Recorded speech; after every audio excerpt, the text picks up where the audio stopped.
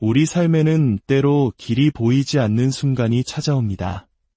수많은 갈림길 앞에서 어디로 가야 할지, 무엇을 믿어야 할지 막막하게 느껴질 때가 있습니다.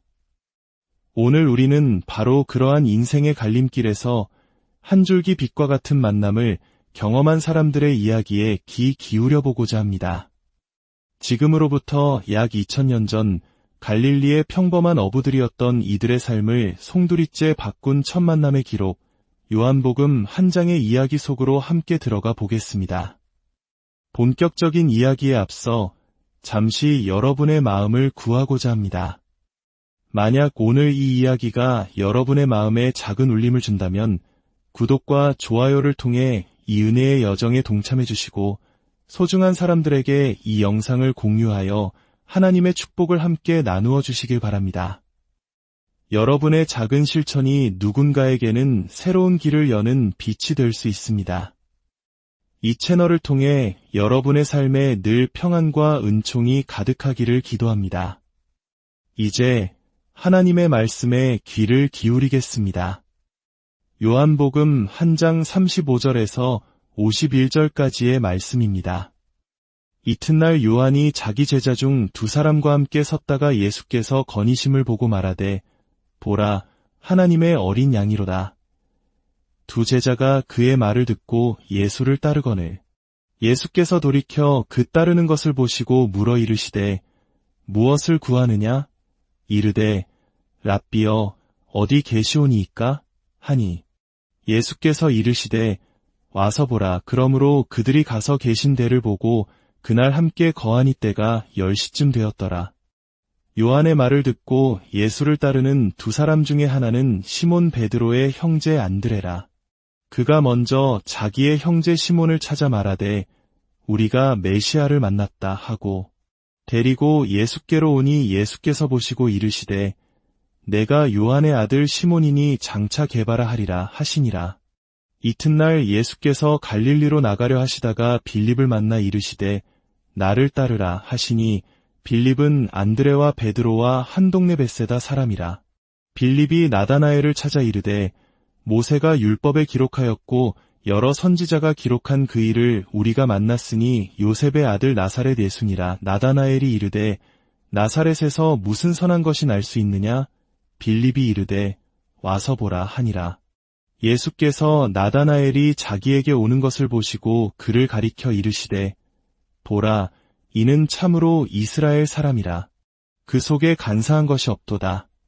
나다나엘이 이르되 어떻게 나를 아시나이까? 예수께서 대답하여 이르시되 빌립이 너를 부르기 전에 내가 무화과나무 아래에 있을 때에 보았노라. 나다나엘이 대답하되 랍비여 당신은 하나님의 아들이시오. 당신은 이스라엘의 임금이로소이다. 예수께서 대답하여 이르시되 내가 너를 무화과나무 아래에서 보았다 함으로 믿느냐? 이보다 더 큰 일을 보리라. 또 이르시되 진실로 진실로 너희에게 이르노니 하늘이 열리고 하나님의 사자들이 인자 위에 오르락내리락 하는 것을 보리라 하시니라. 이는 살아계신 하나님의 말씀입니다. 최근 현대사회의 종교 현상을 연구하는 학자들은 흥미로운 경향을 발견했습니다. 많은 사람들이 스스로를 나는 종교는 없지만 영적인 가치를 추구한다고 말한다는 것입니다. 이는 마치 삶의 의미와 영원한 가치를 찾고는 있지만 전통적인 종교기관이나 교리 안에서는 그 답을 찾지 않으려는 모습과 같습니다. 어쩌면 우리 한국 사회, 특히 젊은 세대에게서도 쉽게 찾아볼 수 있는 모습일 것입니다. 그들은 과학과 이성만으로는 채워지지 않는 삶의 공허함을 느끼며 초월적인 존재에 관심을 갖지만 과거의 권위적이고 경직된 종교의 모습으로는 돌아가려 하지 않습니다. 그래서 그들은 오래된 전통 종교가 아닌 새로운 영성을 이야기합니다. 하지만 오늘 우리가 읽은 말씀 속에서 예수 그리스도께서는 우리에게 전혀 다른 길을 제시하십니다. 그것은 모호하고 막연한 새로운 영성도 아니며 규칙과 의무만 남은 오래된 종교도 아닙니다. 그것은 바로 살아있는 한 인격과의 구체적인 만남으로의 초대입니다. 오늘 본문은 단순히 2000년 전의 사건 기록이 아닙니다. 이 안에는 시대를 초월하여 진정한 영적 실제를 찾고자 하는 우리 모두를 위한 패턴, 즉 길이 담겨 있습니다. 그리고 그 길로 들어서는 열쇠는 바로 반복해서 등장하는 한마디, 와서 보라는 말씀에 있습니다. 그렇다면 예수님의 이 초대, 와서 보라는 것은 과연 무엇을 의미할까요? 오늘 우리는 이 말씀의 깊은 의미를 4가지 측면에서 함께 묵상해 보고자 합니다. 첫째, 와서 보라는 것은 와서 생각하고 증거를 살펴보라는 의미입니다. 예수님을 처음 만난 제자들의 모습을 보십시오. 그들은 세례 요한으로부터 하나님의 어린 양이라는 엄청난 소개를 듣고 설렘과 동시에 두려운 마음으로 예수님을 따릅니다. 예수님께서 무엇을 구하느냐고 물으셨을 때 그들은 사실 당신이 정말 메시아가 맞습니까? 라는 질문을 하고 싶었을 것입니다. 하지만 예수님은 그 자리에서 즉각적인 믿음을 강요하지 않으셨습니다. 당신이 누구인지 설명하며 복종을 요구하지도 않으셨습니다. 대신 와서 보라고, 와서 내가 어떻게 사는지, 어떻게 말하는지, 무엇을 하는지 직접 지켜보라고 초대하셨습니다. 빌립과 나다나엘의 대화에서도 마찬가지입니다. 빌립이 메시아를 만났다고 하자 나다나엘은 나사렛에서 무슨 선한 것이 날 수 있느냐? 고 타당한 의문을 제기합니다. 당시 모든 유대인들은 메시아가 베들레헴, 다윗의 가문에서 나올 것이라고 믿었기 때문입니다. 이는 매우 날카롭고 합리적인 질문이었습니다. 이때 빌립은 어찌 감히 메시아를 의심하느냐? 고 윽박지르지 않았습니다. 그는 와서 보라고 말합니다. 함께 가서 알아보고, 배우고, 연구해 보자는 것입니다. 오늘날의 나다나엘인 우리 역시 수많은 질문을 던집니다. 세상에 이토록 불의가 가득한데 어떻게 사랑과 자비의 하나님이 존재할 수 있는가? 와 같은 질문들 말입니다. 이런 우리에게 예수님은 무엇이라 말씀하실까요? 그분은 무엇을 믿든 상관없으니 너에게 맞는 것을 찾아라라고 말하는 현대의 영성처럼 생각 없는 믿음을 요구하지 않으십니다. 동시에 질문하지 말고 우리가 말하는 것을 그대로 믿어라라고 말하는 전통 종교의 억압적인 태도를 보이지도 않으십니다. 예수님은 단호하게 말씀하십니다.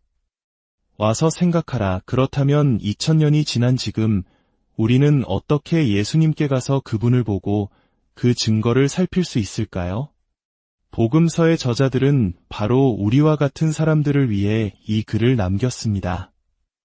요한은 본문 곳곳에서 자신이 직접 보고 증언했음을 강조합니다.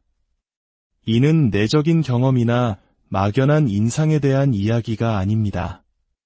법정에서 효력을 갖는 목격자의 증언과도 같은 것입니다. 제자들이 예수님과 함께 머문 시간이 10시쯤이었다고 기록한 것과 같은 사소하고 구체적인 디테일들은 이 이야기가 꾸며낸 신화나 전설이 아니라 생생한 목격담임을 증명합니다. 따라서 우리가 복음서를 읽는 것은 마치 당시 제자들이 그랬던 것처럼 예수님의 삶과 말씀을 직접 보고 증거를 살피는 것과 같습니다. 만약 여러분이 진정으로 복음서의 증거들을 깊이 살펴본다면 2가지 극단적인 결론에 다다르게 될 것입니다. 하나는 1세기의 유대인들이 인간은 하나님이 될 수 없다는 평생의 가르침을 뒤엎고 지극히 정교하고 의도적인 거짓말을 만들어낸 뒤 그 거짓을 위해 자신의 목숨까지 바쳤다는 믿기 어려운 결론입니다. 다른 하나는 한 인간이 우리를 구원하기 위해 이 땅에 오신 창조주 하나님이었다는 경이로운 결론입니다. 예수는 훌륭한 스승이었지만 성경의 모든 것을 문자 그대로 믿을 수는 없다는 식의 어중간한 입장은 사실 증거를 제대로 마주하지 않은 지적인 게으름일 뿐입니다. 여러분은 둘 중 어느 쪽이 더 믿기 어려운지 스스로에게 물어야 합니다. 이것이 바로 와서 생각하라는 첫 번째 의미입니다. 둘째, 와서 보라는 것은 와서 따르라, 즉 삶을 바꾸라는 의미입니다. 오라는 말은 지금 내가 있는 곳에서 그분이 계신 곳으로 움직이는 변화를 전제합니다. 예수님은 우리가 단지 지적으로 동의하는 것을 넘어 그분을 따르기를 원하십니다. 처음 세례 요한이 하나님의 어린 양이라고 했을 때 제자들은 분명 기뻐하며 믿었을 것입니다. 하지만 그들이 진정한 추종자가 된 것은 그 말씀을 듣고 실제로 예수님을 따르기 시작한 순간부터였습니다. 이는 마치 우리가 어떤 작가를 좋아해서 그의 팬클럽에 가입하는 것과 그 작가와 결혼하는 것의 차이와 같습니다. 팬클럽 회원으로서 우리는 그의 작품 일부를 통해 우리 삶의 일부에 영향을 받습니다. 하지만 그와 결혼하는 순간 그의 모든 삶이 나의 모든 삶과 연결됩니다. 빵 한 조각을 사러 나갈 때조차도 이제는 그에게 어디를 가는지 이야기해야 합니다. 이처럼 예수님을 믿는다는 것은 그분의 가르침을 구독하는 것을 넘어 나의 모든 삶의 영역을 그분과 연결하고 그분의 뜻에 순종하는 제자가 되는 것입니다. 예수님께서는 진실로 진실로 너희에게 이르노니라는 독특한 표현을 자주 사용하셨습니다. 진실로에 해당하는 아멘은 원래 다른 사람의 말이 옳다는 것을 확증할 때 쓰는 말이었습니다. 그러나 예수님은 자신의 말씀 앞에 아멘을 사용하심으로써 당신의 말씀이 그 자체로 절대적인 권위를 가짐을 선포하셨습니다. 이는 우리가 그분의 말씀을 듣고 이건 마음에 드니 따르고 저건 별로니 따르지 않겠다고 선택할 권리가 없다는 뜻입니다. 어떤 이들은 이것이 비인격적인 복종을 강요하는 것 아니냐고 반문할지 모릅니다. 하지만 역설적으로 바로 이 절대적인 말씀에 대한 순종이 있을 때에야 비로소 우리는 진정으로 인격적인 예수님을 만날 수 있습니다. 만약 우리가 성경을 읽으며 내 마음에 드는 구절만 취하고 불편한 구절은 외면한다면 우리는 예수님을 따르는 것이 아니라 예수님의 모습을 빌려 내 마음을 따르고 있는 것뿐입니다. 진정한 인격적 관계는 결코 나를 거스르거나 불편하게 만들지 않는 관계가 아닙니다. 나를 거스르고 내 뜻과 부딪히고 때로는 내가 싫어하는 것을 말씀하실 때 바로 그때 우리는 그분의 진짜 모습을 마주하게 됩니다. 그리고 그 말씀에 씨름하며 순종할 때 우리의 삶은 변화되기 시작합니다.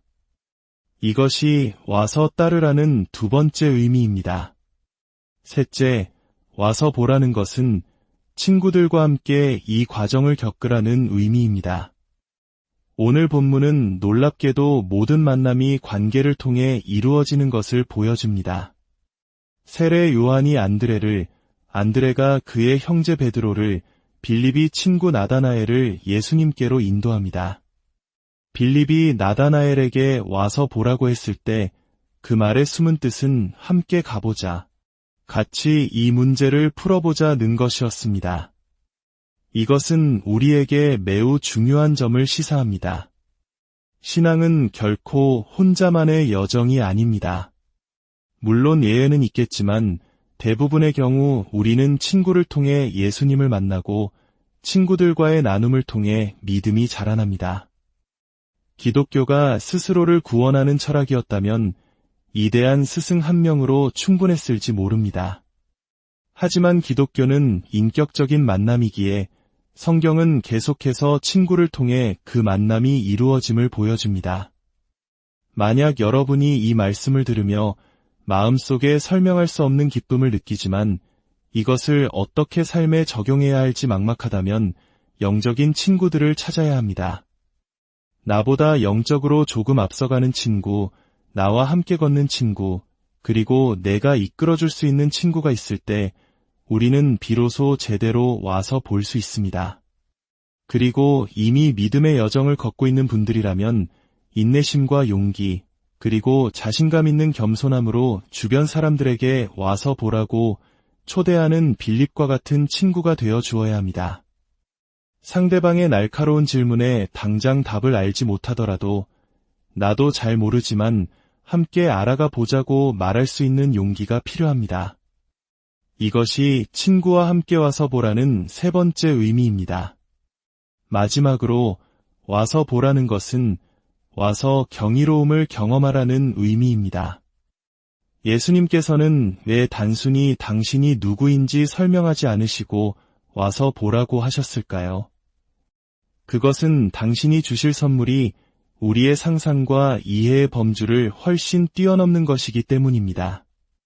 마치 우리가 정말 감명 깊은 영화를 보고 친구에게 설명하려 할 때 어떤 말로도 그 감동을 다 전할 수 없어 결국 그냥 가서 봐 라고 말하는 것과 같습니다.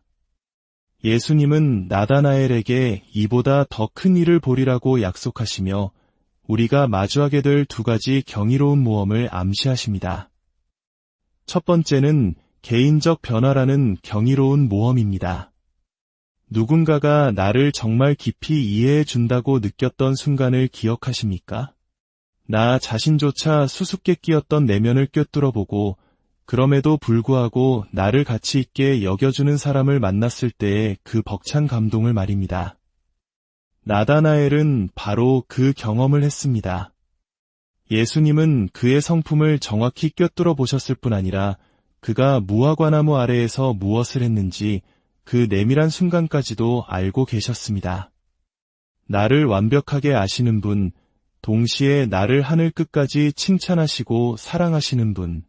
이것이 바로 우리가 예수님 안에서 발견하는 경이로운 상담자여 진정한 친구이며 영원한 사랑입니다. C.S. 루이스의 글을 통해 깊은 영감을 받은 한 소녀가 있었습니다. 그녀는 12살 때 루이스에게 편지를 보냈고 놀랍게도 4통의 답장을 받았습니다. 세계적인 석학이었던 루이스는 죽음을 앞둔 고통 속에서도 타자기로 직접 답장을 쳐서 보낼 만큼 어린 소녀를 진지한 인격체로 대했습니다. 훗날 성인이 된 그녀는 문득 이런 생각을 했습니다. 내가 존경하고 사랑하는 사람이 그의 시간을 들여 나를 조금 알아주려 했다는 사실만으로도 이렇게 감격스러운데 온 우주를 말씀으로 창조하신 하나님의 아들 예수 그리스도께서 당신의 시간이 아닌 당신의 생명을 희생하여 나를 온전히 알기 원하신다는 것은 대체 무엇을 의미하는가? 여러분은 이 질문의 무게를 느끼십니까? 하나님께서 당신을 사랑으로 부르실 때 그 부르심 자체가 당신을 그분이 부르시는 모습으로 만들어갑니다. 이것이 우리가 떠나는 첫 번째 모험입니다. 두 번째는 우주적 실제와 연결되는 경이로운 모험입니다. 예수님께서는 하늘이 열리고 하나님의 사자들이 인자 위에 오르락내리락 하는 것을 보리라고 말씀하셨습니다. 이는 구약의 야곱이 꿈에서 보았던 하늘과 땅을 잇는 사닥다리에 대한 이야기입니다. 야곱에게 그것은 닿을 수 없는 꿈이었지만 예수님은 자신이 바로 그 사닥다리, 즉 하늘의 문이라고 선포하십니다. 이것은 성경의 모든 이야기가 바로 예수님을 가리키고 있다는 뜻입니다. 세례 요한이 하나님의 어린 양이라고 했을 때 그것은 유월절에 이스라엘 백성을 구원했던 어린 양의 피가 사실은 장차 오실 예수 그리스도의 희생을 예표하는 것임을 의미했습니다. 더 나아가 세상의 모든 위대한 이야기들, 미녀와 야수처럼 희생적인 사랑이 저주를 푸는 이야기, 잠자는 숲속의 공주처럼 진정한 사랑의 입맞춤이 죽음의 주문을 깨는 이야기, 이 모든 이야기가 왜 우리 마음에 깊은 울림을 줄까요? 그것은 우리 영혼 깊은 곳에 그 이야기가 사실이기를 바라는 갈망이 있기 때문입니다. 예수님은 말씀하십니다. 그 모든 이야기가 가리키는 위대한 실제가 바로 나라고, 그리고 나의 탄생과 삶, 죽음과 부활의 이야기는 그 실제를 가리키는 또 하나의 전설이 아니라 모든 전설이 가리키는 실제 그 자체라고 말입니다. 그러므로 예수님을 믿는다는 것은 우리가 그토록 들어가고 싶었던 바로 그 이야기, 사랑이 죽음을 이기고 저주를 깨뜨리는 그 위대한 이야기의 일부가 되는 것입니다. 그렇다면 어떻게 그 이야기 속으로 들어갈 수 있을까요? 성경을 더 열심히 공부하고 친구에게 전도하고 삶을 변화시키려 노력해야 할까요? 아닙니다. 예수님은 우리가 올라와야 할 사닥다리를 놓아주신 것이 아닙니다. 그분은 친히 내가 곧 사닥다리라고 말씀하십니다. 우리가 결코 오를 수 없기에 그분이 친히 모든 길을 내려오셨습니다. 우리가 살아야 할 삶을 사셨고 우리가 죽어야 할 죽음을 죽으셨습니다. 우리가 할 일은 단 하나, 그분을 믿는 것입니다.